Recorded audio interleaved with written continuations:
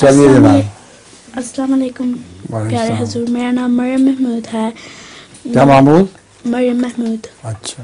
میری امی کا نام انجم فردوس ہے اور میں واکنگ جماعت سے ہوں. میرا پہلا سوال ہے دنیا میں کس مذہب کے لوگ سب سے زیادہ ہیں؟ اونچی بولو ذرا. دنیا میں کس مذہب کے لوگ سب سے زیادہ ہیں؟ دنیا میں کس مذہب کے لوگ سب سے زیادہ ہیں؟ اس وقت تو عیسائی زیادہ ہیں ان دنوں میں، لیکن بعض اندازوں کے مطابق اگر انڈونیشیا وغیرہ کے سب مسلمان شامل کر لو افریقہ کے تو مسلمان زیادہ ہوں گے. اور بدھ کہتے ہیں کہ ہم زیادہ ہیں تعداد میں، مگر میرا اپنا اندازہ یہ ہے کہ مسلمانوں کی تعداد سب سے زیادہ ہے. شکریہ.